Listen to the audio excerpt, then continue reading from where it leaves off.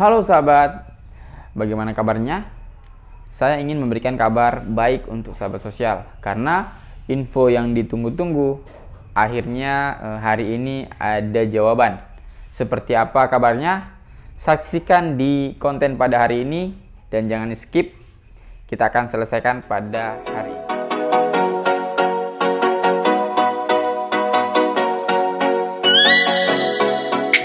Warahmatullahi wabarakatuh. Jumpa lagi dengan pendamping sosial project dengan Muhid di sini.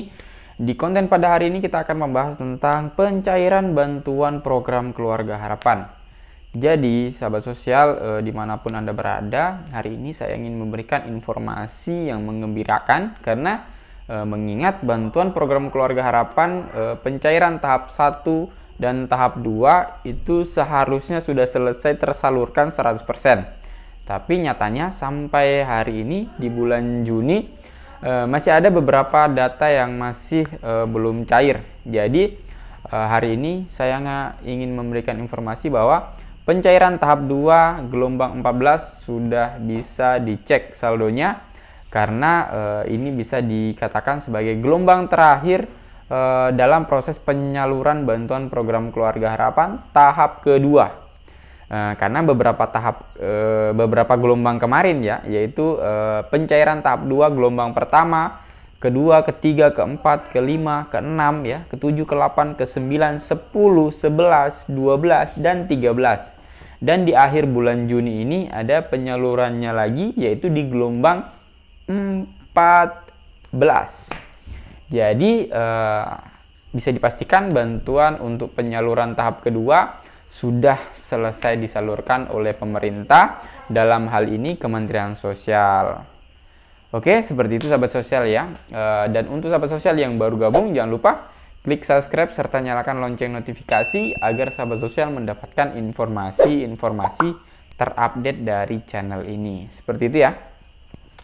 Dan mungkin banyak juga yang bertanya dari sahabat ya. Jika penyaluran tahap kedua gelombang 14 ini sudah dinyatakan selesai, jika masih terdapat KPM yang belum cair itu seperti apa? Seperti itu ya, mungkin masih banyak. Nah, jadi seperti ini sahabat. Jadi ada memang kami akui juga bahwa ada beberapa data yang masih belum cair. Kemungkinan besar itu bukan karena permasalahan data tidak padan ya, melainkan data dalam kategori temuan BPK. Temuan BPK adalah data yang masuk sebagai data yang bermasalah seperti itu. Jadi mungkin ke depan kita akan cari tahu bagaimana kondisi bantuan yang termasuk dalam kategori temuan BPK. Nah, jadi kami telah beberapa kali bertanya dengan Korkap serta koordinator wilayah ya. Nah, karena di program Keluarga Harapan itu ada namanya koordinator kabupaten, ada juga koordinator wilayah yang ada di provinsi. Dan sampai hari ini belum ada penjelasan secara spesifik mengenai data temuan BPK.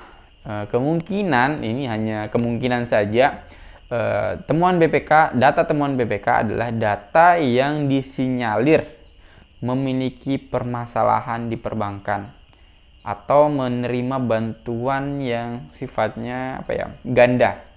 Jadi satu orang menerima beberapa bantuan sekaligus, sehingga keterangan yang muncul di sistem kami yaitu di EPKH ialah data dengan keterangan temuan BPK, dan itu kemungkinan masih belum cair karena tadi sudah saya cek bahwa pencairan tahap 2 gelombang 14 ini hanya untuk KPM-KPM yang selama ini belum cair pencairan tahap keduanya. Seperti itu ya. Seperti itu sahabat. Jadi mungkin informasi ini bisa menjawab pertanyaan-pertanyaan dari sahabat sosial tentang pencairan PKH. Apakah pencairan PKH akan dilaksanakan bulan depan, yaitu di bulan Juli, sesuai dengan jadwal yang telah dikeluarkan oleh Kementerian Sosial, yaitu pencairan PKH itu dalam 1 tahun ada 4 kali pencairan.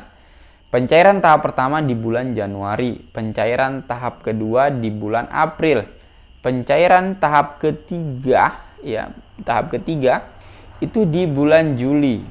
Nah, jadi tidak harus saya jawab ya, karena jadwalnya pun akan disalurkan bantuan PKH di bulan Juli. Dan bulan Juli tidak lama lagi, tinggal menghitung hari, dan kita akan memasuki bulan Juli, yaitu bulan penyaluran bantuan tahap ketiga. Seperti itu sahabat sosial. Jadi semoga pencairan di tahap ketiga nanti ini sudah tidak ada lagi bantuan yang tidak cair seperti itu ya. Karena kami selaku pendamping telah berupaya untuk memperbaiki data-data yang kemarin belum padan. Seperti itu ya. Dan kami sudah perbaiki sehingga diharapkan setelah perbaikan ini selesai, pencairan tahap ketiga nanti bisa berjalan lancar seperti pencairan-pencairan di tahun sebelumnya. Seperti itu ya. Karena di tempat kami setiap pencairan di tahun lalu itu 100%, selalu 100%. Nanti ada sedikit beberapa yang tidak cair itu di pencairan tahap pertama, yaitu dengan istilahnya temuan BPK. Dan selanjutnya di pencairan tahap kedua ada beberapa data yang tidak padan. Seperti itu, dan itu sudah kita selesaikan. Oke, mungkin sahabat sosial jika masih ada pertanyaan silahkan tulis di kolom komentar. Nanti kita akan sharing seperti apa pelaksanaan pencairan oleh bank ya. Karena di wilayah kami penyalurnya adalah Bank Mandiri. Seperti itu. Dan baru tadi sore muncul di grup kami, yaitu pemberitahuan dari koordinator kabupaten bahwa telah muncul nama di SP2D penyaluran tahap 2 gelombang ke-14 ya. Gelombang ke-14. Sehingga untuk dampingan saya sendiri itu sudah penyaluran atau sudah tersalurkan bantuan ini sebanyak 96%. Tinggal 4% yang belum tersalurkan ini dengan keterangan NIK atau data temuan BPK. Dia istilahnya NE temuan BPK. Dan istilah NE di program Keluarga Harapan adalah non-eligible. Sedangkan non-eligible itu sudah tidak bisa dapat bantuan lagi. Nah, yang seharusnya itu karena kondisi sudah layak seperti itu ya, sudah sejahtera. Nah, tapi ini ada istilahnya temuan BPK. Jadi ini data yang memang dinonaktifkan oleh BPK. BPK itu apa? Yaitu Badan Pengawas Keuangan. Ya, BPK, Badan Pengawas Keuangan, yang menjadi alasan kenapa bantuan itu tidak cair. Karena ada permasalahan di data atau identitas.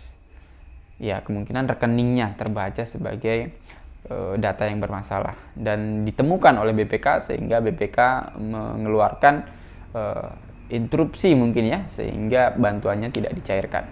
Di wilayah kami itu ada 4 keluarga dan sampai hari ini kita masih proses mencari tahu seperti apa permasalahannya dan apakah masih bisa kita bantu untuk diperbaiki datanya seperti itu. Karena mengingat kondisi masyarakat yang masuk dalam temuan BPK ini tergolong beberapa ada yang masih layak untuk mendapatkan bantuan. Tapi kami selaku pendamping tidak bosan-bosan untuk mencari tahu dan bagaimana cara agar masyarakat ini bisa kembali mendapatkan haknya seperti itu. Mungkin sekian dari kami, semoga bermanfaat. Untuk sahabat sosial yang baru gabung, jangan lupa klik subscribe serta nyalakan lonceng notifikasi agar sahabat sosial selalu mendapatkan informasi-informasi terupdate dari channel ini.